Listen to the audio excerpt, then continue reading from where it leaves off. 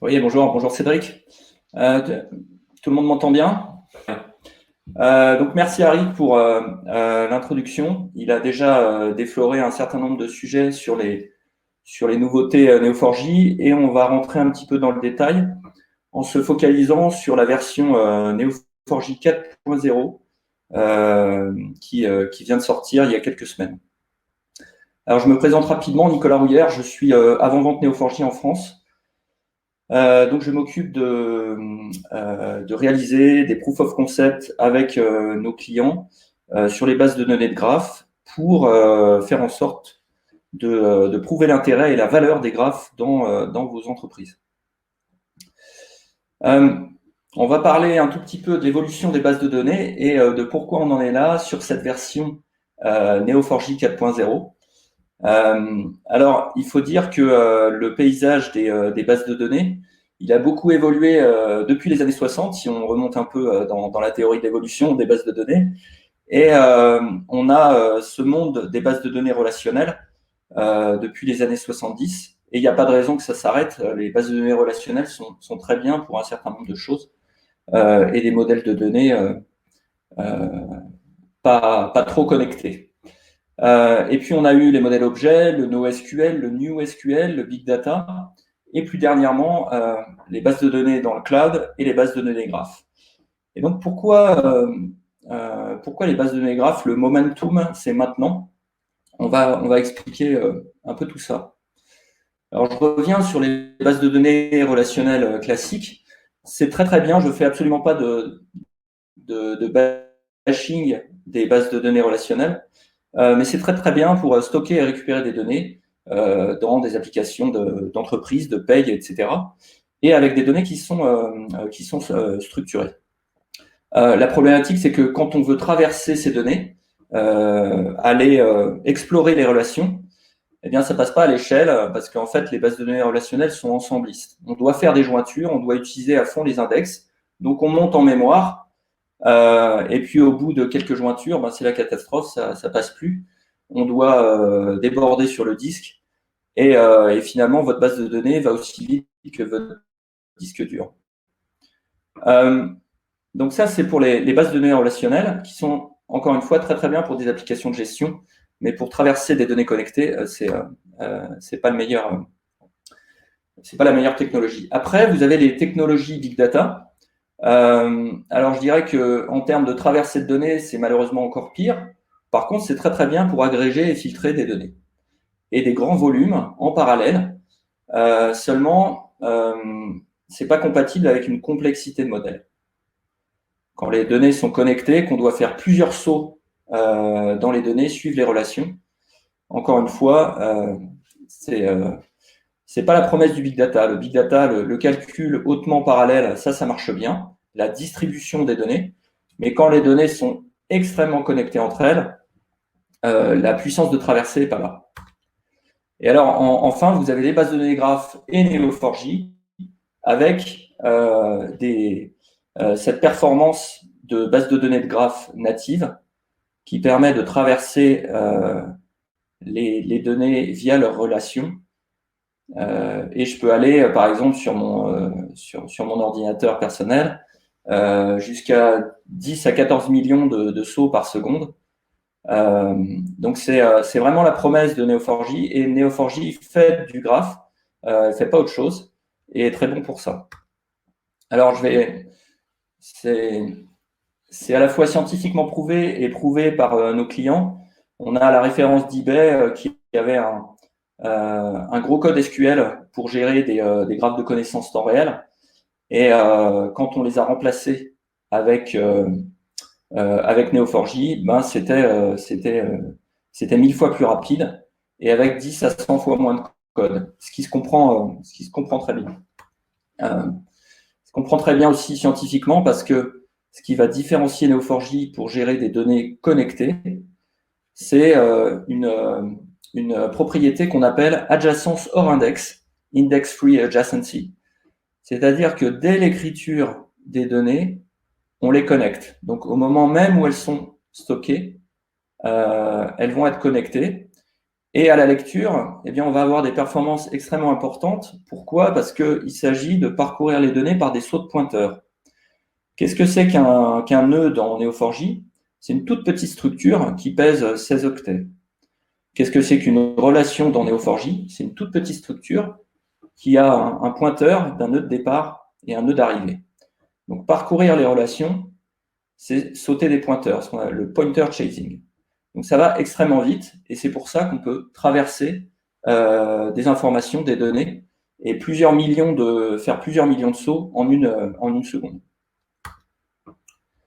Alors, le paysage des bases graphes, eh bien, il s'inscrit dans un paysage des applications de nouvelle génération et les nouveaux besoins des applications d'aujourd'hui, on peut les résumer en 4 points.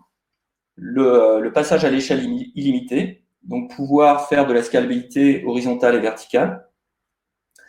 C'est aussi incorporer de l'intelligence artificielle et de l'apprentissage automatique, donc ce qu'on appelle la data science, dans nos systèmes opérationnels. C'est aussi dévoiler le contexte, c'est-à-dire utiliser la richesse de données pour trouver des relations de cause à effet, de causalité en temps réel. Qu'est-ce qui explique tel comportement? Et enfin, la sécurité et la confidentialité des données, c'est-à-dire tout le cadre réglementaire avec les règlements comme la RGPD ou le CCPA en Californie, qui est un peu la même chose. Voilà, se conformer réglementairement. Alors, comment Neo4j répond à ces 4 challenges? Eh bien, tout d'abord, par ce qu'on appelle la multi-tenancy et le fait de pouvoir gérer plusieurs bases de données sur une même instance Neo4j, ce qu'on appelle le multi-base de données, multi-database. Donc, au sein d'une même infrastructure, on va avoir des données et des transactions par base de données et qui vont être physiquement isolées. Et on peut faire tourner, je réponds à une des questions du chat, on peut faire tourner plusieurs bases de données en parallèle avec Neo4j 4.0. Enfin, on a une gestion agile qu'on appelle cloud friendly, c'est-à-dire qu'on peut facilement transporter les données d'une base de données Neo4j à une autre. D'accord? Alors, voyons ça en détail sur cet aspect multi-base de données. Qu'est-ce que ça va nous permettre comme cas d'usage d'abord? L'aspect multi-tenancy, c'est-à-dire que plusieurs groupes dans une même organisation peuvent accéder à des bases de données Neo4j. Ensuite, c'est le fait de pouvoir définir plusieurs environnements, c'est-à-dire qu'une même base de données va pouvoir être copiée très facilement dans des environnements de développement et d'intégration continue. Test, développement, déploiement, production, etc. Après, en termes de scalabilité, comme je l'ai dit, les données sont réparties dans des structures séparées physiquement. Donc, je peux très bien essayer de faire des graphes disjoints en fonction de mon modèle de données, de spécialiser des graphes sur certaines choses. Par exemple, un graphe de master data management et un graphe de provisioning ou un graphe de finance. Et je vais les séparer dans des graphes et je vais pouvoir les interroger en même temps. C'est ce qu'on va voir avec Fabric. Et l'élasticité, j'en ai parlé, mais dans un stockage de type cloud, on pourrait associer des volumes de stockage à Neo4j et tout simplement détacher ces volumes d'une base de données à une autre. Donc extrêmement sympathique en termes opérationnels. Alors comment ça se passe en interne dans Neo4j? Maintenant, on a une base de données système. Donc c'est un référentiel qui contient les informations système et qui est disponible pour toutes les bases de données. Et il y a notamment les rôles utilisateurs qui a le droit d'accéder à telle base de données. Et on a des commandes d'administration qui nous permettent de créer des nouvelles bases de données ou de les supprimer, de les démarrer, les arrêter. Donc effectivement, vous pouvez avoir plusieurs bases de données qui tournent en même temps sur un même serveur. Et quand je regarde le Neo4j Desktop, vous allez avoir la base de données par défaut qui s'appelle Neo4j, la base de données système, et puis autant de bases de données Neo4j que vous allez vouloir créer.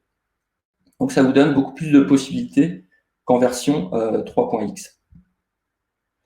Alors, expliquons maintenant ce que c'est que Fabric. vous aviez en version 3.x le cluster causal qui permettait d'avoir des réplications de données graphes et de la haute disponibilité grâce à un système transactionnel basé sur le protocole Raft, donc qui permet d'avoir une consistance des transactions au cours du temps. C'est-à-dire qu'au sein d'un cluster Neo4j, vous avez en 3.1.5 par exemple, vous avez des serveurs core qui sont parfaitement synchronisés au niveau des transactions, et puis vous avez des serveurs réplicas qui sont synchronisés avec des serveurs core. Quand vous interrogez n'importe lequel de ces serveurs, finalement, si vous avez fait une écriture sur un des serveurs core et que vous lisez ensuite vos propres écritures dans un serveur réplica, eh bien, le serveur, s'il n'est pas à jour, il va vous dire, écoute, je ne suis pas à jour par rapport à toi. Donc, on n'aura jamais de problème d'incohérence. Et ça, c'est très important. C'était une énorme avancée déjà, le cluster causal. Mais ce qu'on va pouvoir faire avec Fabric, c'est non seulement utiliser ces clusters, mais aussi distribuer des bases graphes, des modèles, de façon différente. Alors, avec deux choses. Soit on va utiliser ce qu'on appelle des shards, c'est-à-dire qu'on va avoir un seul modèle, mais qui va être découpé dans plusieurs bases de données. Par exemple, ici, j'ai un modèle, on va dire, de provisioning, et qui va être découpé. Par exemple, les 10 000 premiers utilisateurs sont dans le shard numéro 2, les 10 000 d'après sont dans le shard numéro 3, et les 10 000 d'après sont dans le shard numéro 4. Et on va pouvoir les interroger en parallèle avec Fabric, qui est une sorte de proxy base de données. C'est une base de données Neo4j, mais qui peut interroger plusieurs instances à la fois. Et puis, l'autre modèle, je vais en parler juste après, ici, voilà, c'est la fédération. C'est interroger des graphes disjoints, c'est-à-dire depuis Fabric, pouvoir faire des requêtes à la fois sur un modèle de MDM et sur un modèle de provisioning, et réconcilier les résultats dans la même requête Cypher. Alors, je reviens un tout petit peu en arrière. Donc, le clustering causal garantit l'intégrité des données au fil du temps avec le protocole Raft. Et puis, finalement, le contrat qu'on essaye de passer avec vous, c'est que on veut que vous vous concentriez sur votre cas d'usage. Donc, votre modèle de graphe. Vous avez un graphe problème ou un grave problème. Eh bien, vous allez modéliser votre modèle dans une base de données graphe selon votre besoin métier, et c'est ça le plus important. De notre côté, on va s'assurer de pouvoir distribuer et paralléliser des requêtes sur ces différentes bases de données Neo4j que vous avez imaginées. Et en plus, quand vous devez regrouper des résultats qui proviennent de différentes bases graphes, eh bien, on va pouvoir le faire. Alors, donc ça, au moyen du sharding et de la fédération. Sharding, exploiter un seul graphe étendu sur plusieurs instances. Et fédération, interroger des graphes disjoints et combiner les résultats. Alors, rentrons un peu dans un tout petit cas d'usage. Finalement, si j'ai besoin de savoir, je suis un subalterne et puis j'ai le boss de mon boss de mon boss. Donc à 3 niveaux dans le graphe. Et puis j'ai aussi les comptes rendus, les comptes rendus, les comptes rendus. Donc à 3 niveaux encore de profondeur dans le graphe. Si je fais une requête SQL, vous voyez qu'elle est parfaitement illisible. Et puis, vous avez sûrement des connaissances SQL glanées au fil du temps. Le problème, c'est que vous allez peut-être pouvoir, avec un peu d'effort, écrire la requête, mais la maintenir, ça va être compliqué. Donc déjà, en Neo4j 3.5, c'était très simple de faire des requêtes Cypher avec des nœuds, donc des parenthèses ouvrantes fermantes, des relations tirées supérieures et d'autres parenthèses.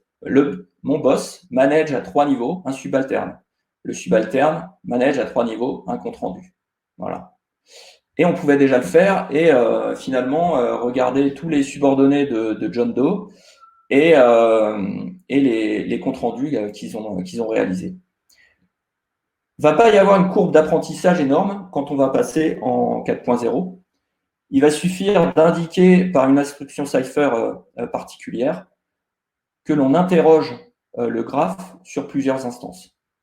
Imaginez que vous avez votre graphe avec les boss, les subalternes et les comptes rendus qui est distribué, par exemple de manière géographique. Les ressources humaines aux États-Unis, les ressources humaines en Europe, les ressources humaines en Asie-Pacifique, sur 3 shards différents. Et on va demander à Neo4j, donne-moi les instances de graphes que je dois interroger. Et finalement, je vais pouvoir réconcilier les résultats dans une seule requête Cypher. Là, finalement, je n'ai pas de complexité dans ma requête, c'est toujours la même. Je vais simplement demander à Neo4j, à Fabric, d'aller interroger en parallèle plusieurs bases de données et combiner les résultats. Je peux même chaîner des requêtes qui proviennent de différentes bases graphes pour produire des analyses temps réel sur différents modèles graphes en même temps. Alors, en quoi ça améliore la scalabilité et les performances? On a voulu se frotter un peu à des vrais benchmarks. On travaille depuis assez longtemps avec le Linked Data Benchmark Council, LDBC, donc, qui est issu d'un projet européen. Et le LDBC définit des modèles graphes. Il y a notamment un modèle de réseau social avec des personnes et des forums. Et on a réalisé un premier benchmark interne qui montre l'amélioration de performance. Alors, comment est-ce qu'on a fait? Finalement, on a divisé le graphe, on a fait des graphes correctement,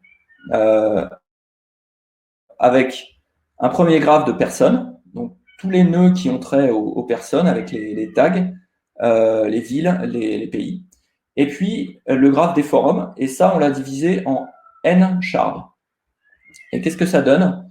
Eh bien, une latence réduite jusqu'à 300 fois et une amélioration de performance jusqu'à 10 fois. Vous pouvez consulter ce premier benchmark sur notre site internet, FOSDEM20, neo4j.com/FOSDEM20. C'est bien sûr des premiers résultats, c'est-à-dire que on a d'énormes améliorations de performance sur certaines requêtes graphes, certaines requêtes de traversée, et on sait qu'on va améliorer dans l'avenir proche. On va amener aussi la compatibilité avec d'autres requêtes encore plus complexes et amener de l'amélioration de performance. Alors, je passe maintenant, sans transition, à ce qu'avait annoncé Eric aussi, et c'est une fonctionnalité qu'il adore, la sécurité et la confidentialité des données. On avait déjà des premières fonctionnalités de sécurité dans la version 3. Notamment, on a un connecteur Kerberos, on peut se raccorder un annuaire LDAP ou Active Directory. On a des politiques de deny ou de grant d'autorisation ou d'interdiction sur des propriétés. Mais en 4.0, je pense qu'on frappe fort avec ce qu'on appelle une vue sécurité implicite sur les données. C'est-à-dire qu'on ne peut pas uniquement interdire l'accès à des propriétés, des nœuds et des relations, mais on peut carrément traverser le graphe sans voir le contenu des nœuds traversés. Alors ça, c'est extrêmement intéressant, notamment dans tout ce qui est auditabilité, règlement GDPR. Le fait de pouvoir faire des grands et deny sur des opérations de traversée, ça, c'est extrêmement intéressant. Donc, je vais prendre un petit exemple. On l'a choisi avant l'épidémie, mais vous allez voir que c'est de circonstance, puisqu'on a des agents de centre d'appel qui ont des patients au téléphone. Et ces patients se sont vus établir un diagnostic par un médecin.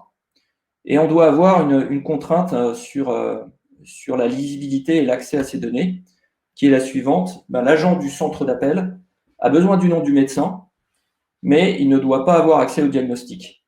En revanche, le médecin, il doit pouvoir consulter les dossiers des patients et les diagnostics. Qu'est-ce qu'on va faire pour gérer ça? Eh bien, on va mettre en place un accès à ce graphe healthcare qui est tous azimuts pour le médecin.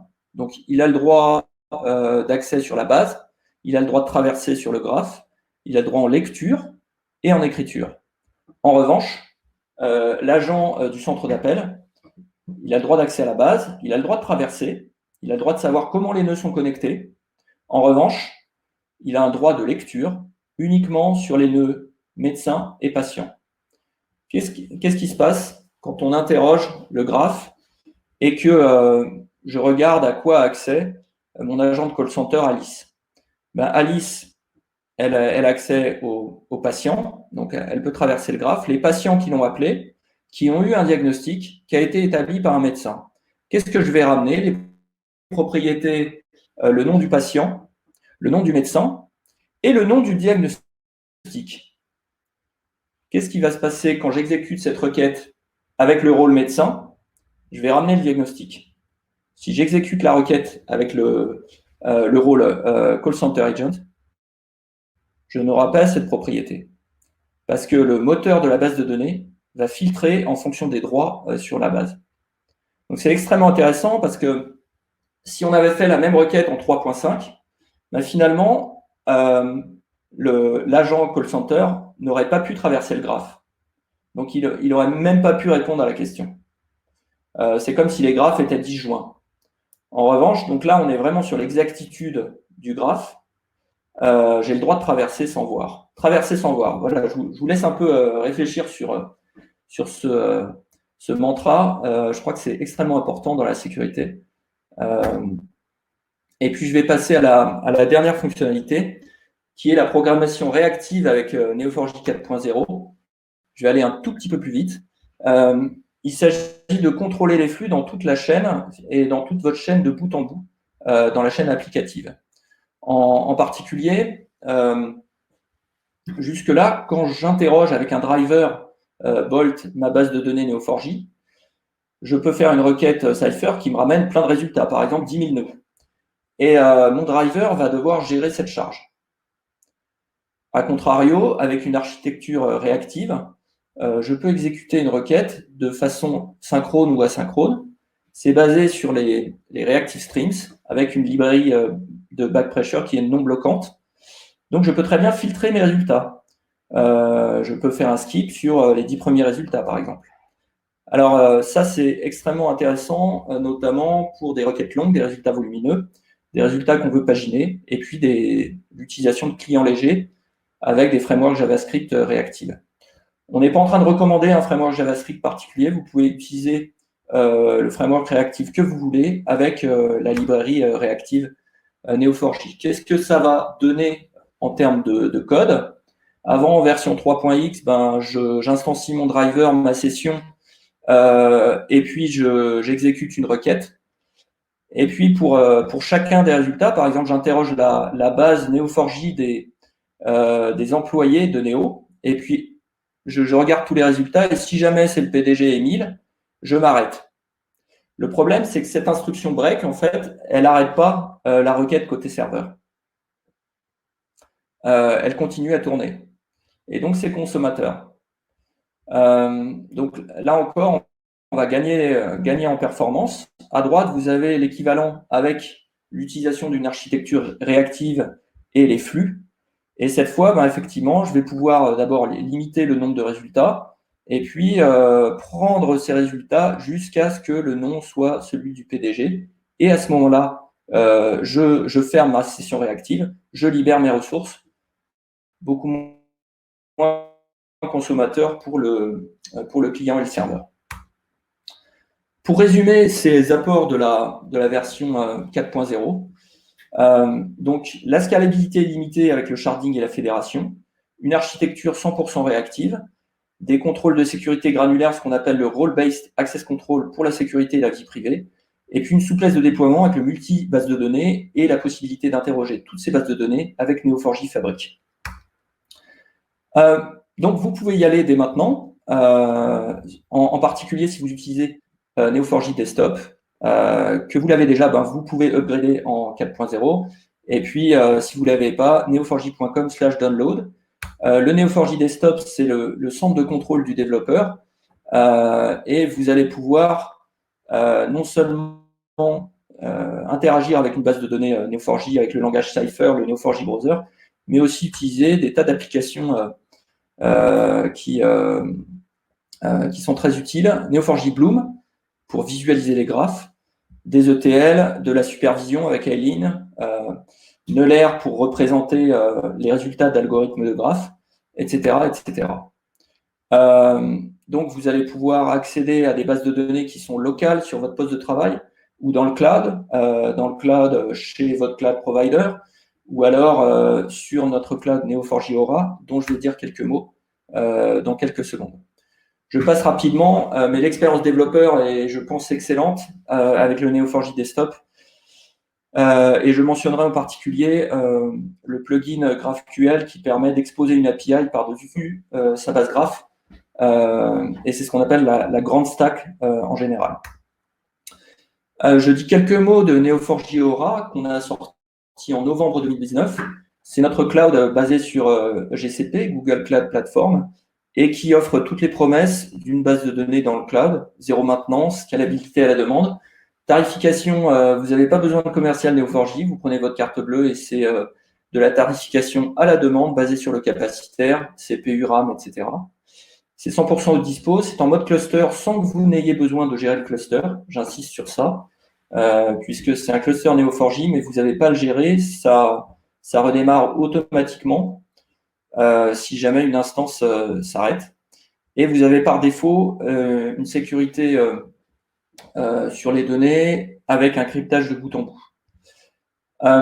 Donc Neo4j Aura est pour l'instant plutôt destiné aux petites et moyennes entreprises et va être de plus en plus proposé aux grandes entreprises dans les trimestres à venir.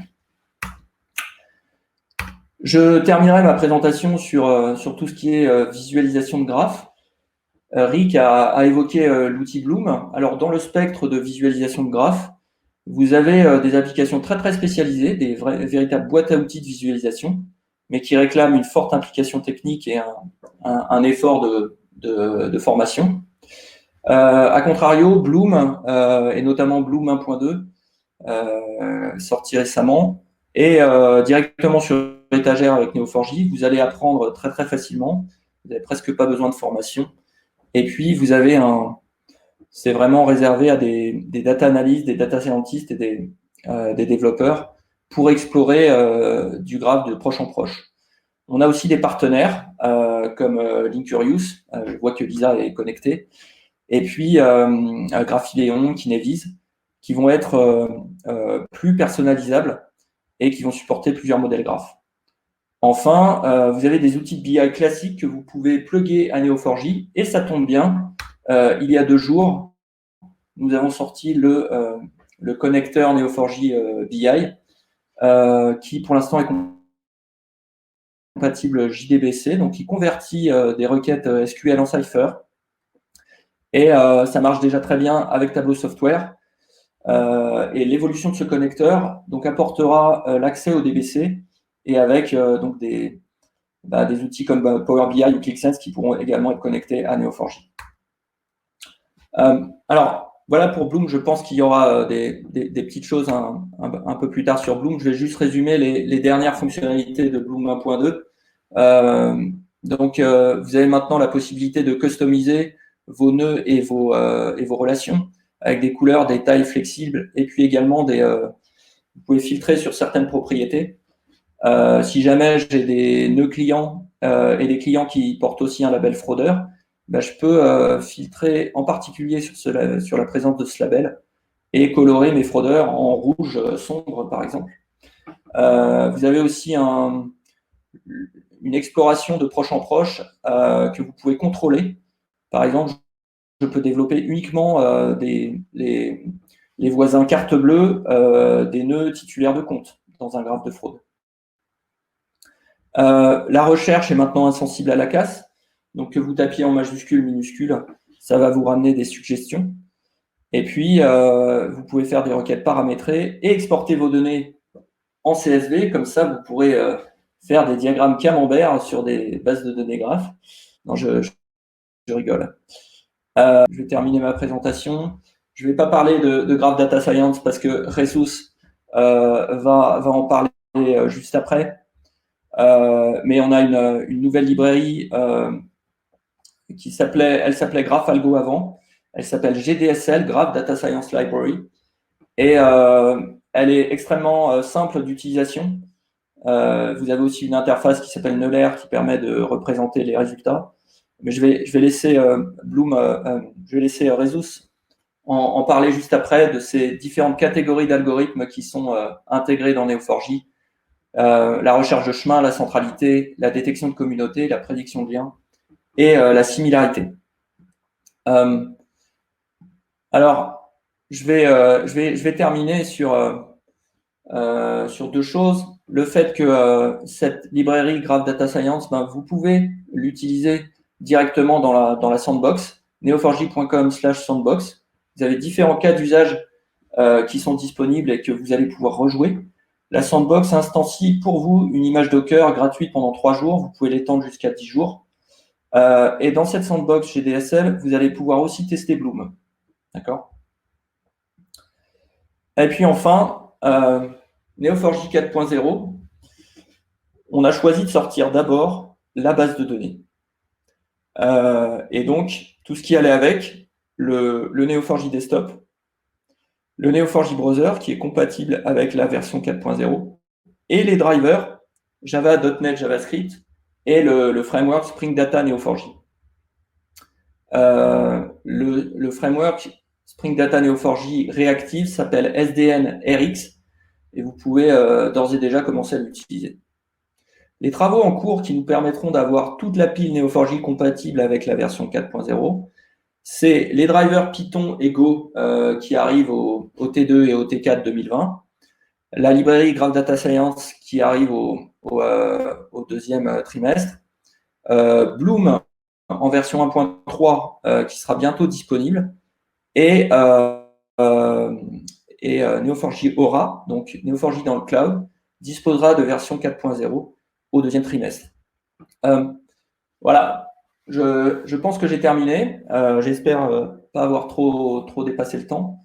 Et puis, je suis sûr que Rezus complétera largement bien sur la partie Graph Data Science que j'ai à peine effleurée. Et je suis prêt à prendre quelques questions.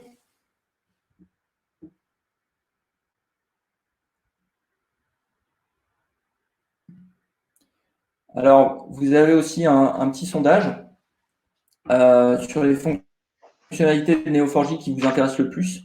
Donc, le multi-base de données, la sécurité avec le Role-Based Access Control, la scalabilité limitée avec Fabric et l'architecture réactive. Alors, j'ai un pop-up pour pouvoir le soumettre, mais je n'ai pas l'impression que ça fonctionne. J'ai quelques questions pour toi, Nicolas, si tu m'entends. Oui. Super. Alors, j'ai une question de Bélanger. Nous voudrions fonctionner une base de données 4J répliquée dans MongoDB. L'une pour les recherches classiques, Mongo, et Neo pour les recherches plus rapides et approfondies. Le tout en parallèle. Est-ce possible?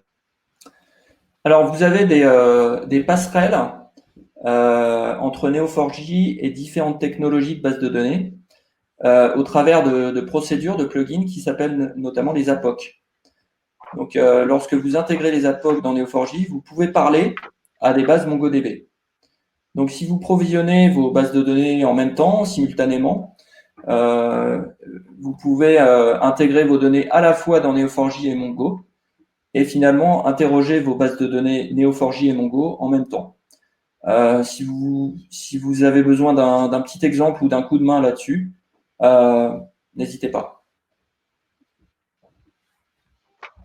Donc la réponse est oui. Merci. Alors j'ai une autre question. La réponse est oui. J'ai une question de Philippe Bay. Dans quel outillage pour développer des interfaces utilisateurs évoluées s'appuyant sur la base Neo4j? J'ai passé un petit peu rapidement tout à l'heure sur le paysage des applications de graphes, d'accord? Donc, si vous voulez avoir une interface utilisateur qui est vraiment spécifique à certains besoins, qui explore le graphe, mais aussi les présente de telle ou telle façon à vos utilisateurs métiers.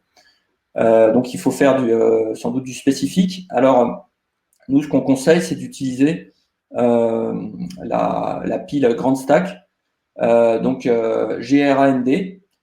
Donc G pour GraphQL, R pour React, A comme Apollo, un serveur d'application, mais ça peut être autre chose, et ND pour Neo4j Database. C'est une pile technologique qui est pas si compliquée à prendre en charge. Et puis on intègre déjà dans Neo4j le plugin GraphQL. Donc c'est des frameworks qu'on conseille.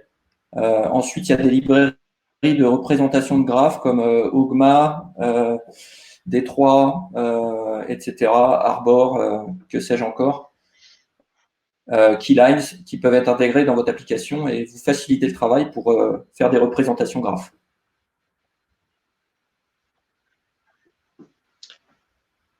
Et très bien. Écoute, Nicolas, je pense qu'on va passer à la suite. Je te remercie beaucoup pour ta présentation.